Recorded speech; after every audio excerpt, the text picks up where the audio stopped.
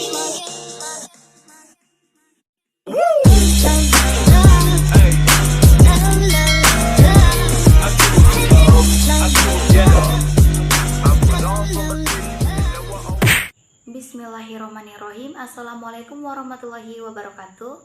Alhamdulillahirabbil alamin. Wassalatu wassalamu ala asrofil anbiya'i wal mursalin wa ala alihi washabihi ajmain, amma ba'du.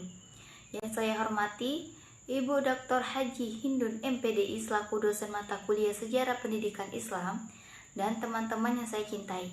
Baiklah, di sini kami dari kelompok 1 yang beranggota saya sendiri Muamalah Febrianti dengan NIM 20119050, Lutfia Putri dengan NIM 20119052, dan Muhammad Irsyad Yuliansyah dengan NIM 20119042. Di sini kami akan membahas tentang pendidikan Islam pada zaman penjajahan Belanda. Baiklah, langsung saja ke pemateri pertama yang akan dibacakan oleh M. Irsyad. Kepada M. Irsyad saya persilakan. Baik, bismillahirrahmanirrahim. Assalamualaikum warahmatullahi wabarakatuh. Perkenalkan, nama saya M. Irsyad Yuliansyah dengan NIM 20119042. Baik, di sini saya akan menyampaikan materi yang pertama, yaitu tentang pendidikan pada masa penjajahan kolonial Belanda.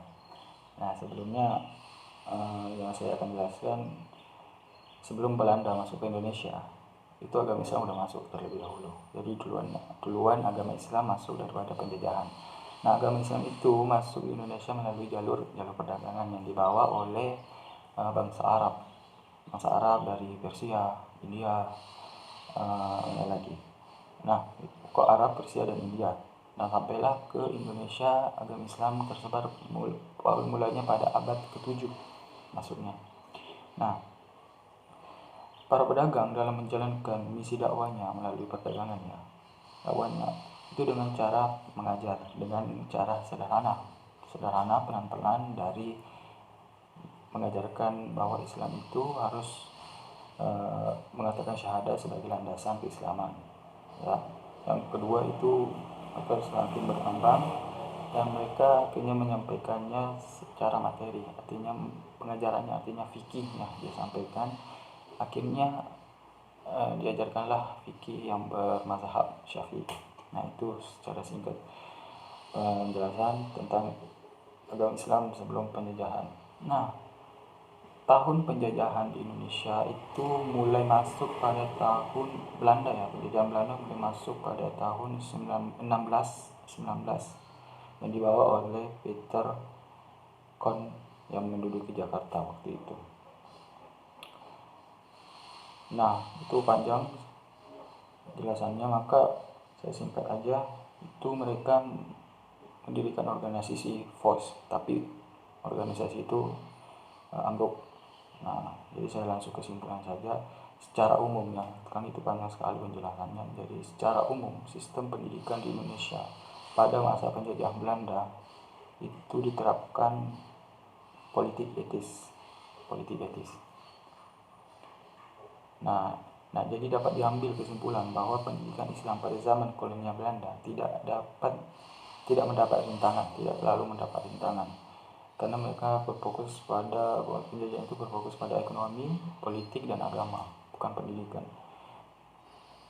Jadi tidak selalu mendapat rintangan. Hal ini ditandai dengan bermunculnya lembaga-lembaga pendidikan yang semuanya berjalan dengan lancar, walaupun terlihat editorial. Lulusannya tidak bisa diterima oleh mereka dan yakin kalau kesadaran diri pihak Islam telah timbul untuk tidak bekerja pada Belanda yang telah menjadi perintah kemajuan bangsa. Nah, kenyataan seperti ini sayang masih berlaku sampai sekarang, sehingga orang-orang Islam kurang berperan dalam pemerintahan.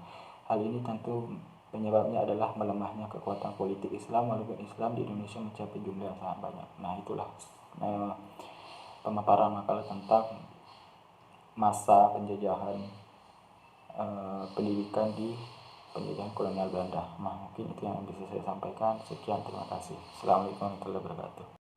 Assalamualaikum warahmatullahi wabarakatuh. Perkenalkan, nama saya Lutfia Putri dengan NIM 20119052. Baiklah, langsung saja di sini saya akan meneruskan penjelasan yang kedua, yaitu mengenai sistem pendidikan Islam pada masa penjajahan kolonial Belanda. Pada masa kolonial Belanda ini, pendidikan Islam disebut juga dengan Bumi Putra, karena yang memasuki pendidikan Islam seluruhnya adalah orang pribumi Indonesia. Pendidikan Islam pada masa penjajahan Belanda ada 3 macam, yaitu yang pertama, sistem pendidikan peralihan Hindu-Islam, yang mana sistem ini merupakan sistem pendidikan yang masih menggabungkan antara sistem pendidikan Hindu dengan Islam. Dan yang kedua adalah sistem pendidikan surau atau langgar. Menurut pengertian asalnya, surau adalah bangunan kecil yang dibangun untuk menyembah arwah nenek moyang.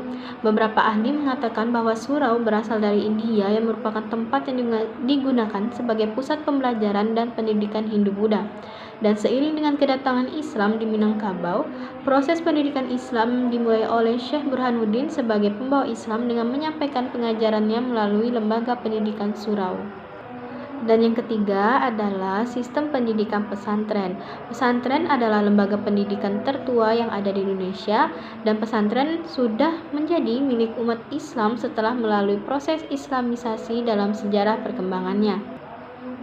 Menurut Kiai Haji Saifuddin Zuhri, beliau mengatakan bahwa pesantren adalah pesantren di sana diajarkan norma-norma yang tidak mungkin dijumpai di tempat-tempat lain. Di sana bukan sekedar dipelajari berbagai ilmu dan bukan pula sekedar melakukan ibadah saja, tetapi di sana diajarkan nilai-nilai yang paling mutlak harus dimiliki seseorang dalam mengarungi kehidupan. Dalam sistem pendidikan pesantren ini terdapat metode yang digunakan. Yang pertama, metode sorongan atau layanan individual, yaitu bentuk belajar mengajar di mana kiai hanya menghadapi seorang santri yang masih dalam tingkatan dasar atau sekelompok kecil santri yang masih dalam tingkatan dasar. Dan yang kedua adalah metode wetonan dan bandongan atau layanan kolektif, ialah metode mengajar dengan sistem ceramah.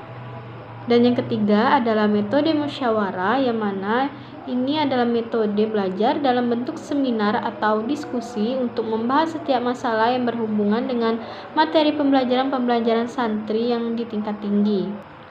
Dan metode ini menekankan keaktifan kepada pihak santri, yaitu santri harus aktif mempelajari dan mengkaji sendiri buku yang telah ditentukan kiainya. Kiai harus menyerahkan dan memberi bimbingan seperlunya. Baiklah, itulah yang dapat saya jelaskan. Selanjutnya akan dijelaskan oleh teman saya, dan saya akhiri. Wallahul muwaffiq ila aqwamit thoriq. Assalamualaikum warahmatullahi wabarakatuh. Baiklah, langsung saja di sini saya akan membahas tentang pengaruh kebijakan kolonial Belanda terhadap pendidikan Islam. Kebijakan pemerintah Hindia Belanda terhadap pendidikan Islam pada dasarnya bersifat menekan dan membatasi karena kekhawatiran akan munculnya militansi kaum muslimin terpelajar yang akan mengancam keberlangsungan kolonial. Akibat perlakuan negatif dari pemerintah kolonial Belanda, maka pendidikan Islam berorientasi pada praktek ritual keagamaan, kurang memperhatikan ilmu pengetahuan dan teknologi. Dampak dari kebijakan itulah yang memicu madrasah dan pesantren mengisolir dari dunia luar dengan tetap mengajarkan pelajaran agama.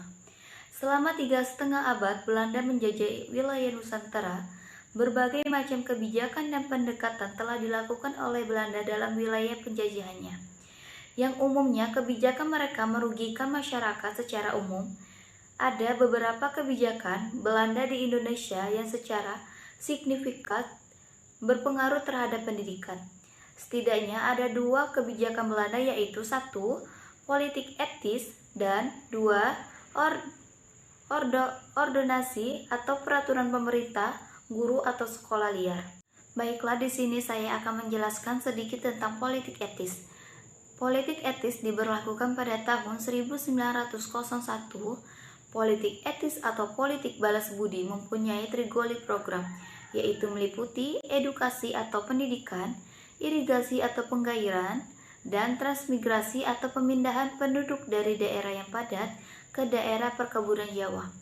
Dengan adanya kebijakan politik Belanda kepada Indonesia sebagai jajahannya, dengan kata lain, politik ini adalah sistem yang diberlakukan Belanda untuk membangun negara jajahannya. Hanya inilah yang dapat saya sampaikan. Maaf bila terdapat kesalahan dalam perkataan. Saya akhiri. Wassalamualaikum warahmatullahi wabarakatuh. Baiklah, itulah hasil pemaparan dari kelompok kami. Lebih dan kurangnya saya mohon maaf. Saya ucapkan terima kasih. Wassalamualaikum warahmatullahi wabarakatuh.